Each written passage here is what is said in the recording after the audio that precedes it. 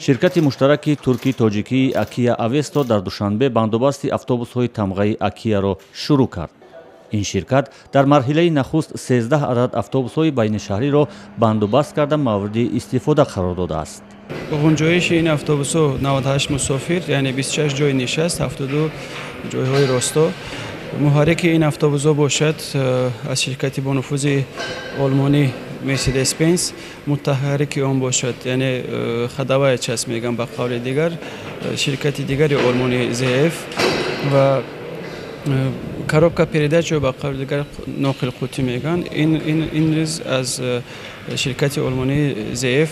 дар марҳалаи дуюм тақрибан як ҳафта баъд ворид кардани ҷиҳози нимабандобасткардаи 15 адад автобуси дигар дар назар аст. 75% ҷиҳози ин автобусҳо дар Туркия ва 25% он дар Тоҷикистон бандобаст мешавад. бар асоси қарордоди ҳукумати шаҳри Душанбе ва ширкати туркии Акия то интиҳои соли ҷорӣ бояд 100 автобусҳои мусофиркашонӣ бандобаст шаванд. санги асос гузашта шуд барои сохтмони завод ва хати истеҳсоли ин автобусҳо. дар оянда пурра истеҳсоли автобус дар худи ҷумҳурии Тоҷикистон дар ҳамин корхона истеҳсол карда мешаванд.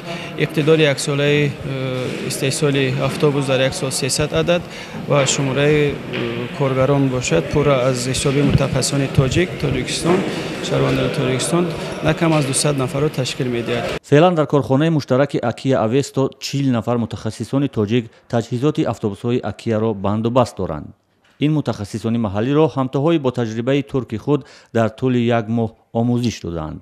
вақте ки автобусҳо мебиёянд ман дидостад ки дар холе ҳастанд.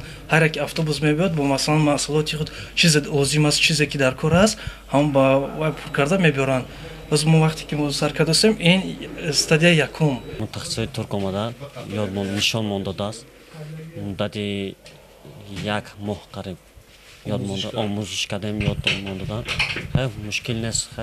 қарор аст ширкати муштараки турки-тоҷикии Акия Авесто барои бандобасти комили автобусҳои тамғаи Акия бо таъсиси курсҳои омӯзиши мутахассисони маҳаллиро омода кунад. автобусҳои тавлид карда дар ин ширкат бар асоси қарордодҳо дар пойтахти Тоҷикистон мусофиркашонӣ хоҳанд кард. соли гузаштаи 2017 ҳукумати шаҳри Душанбе бар асоси як қарордод бо ҷониби Туркия 64 адад автобусҳои тамғаи Исузуро аз ин кишвар ворид кард, ки феълан дар хатсайрҳои Душанбе мусофир мекашонанд.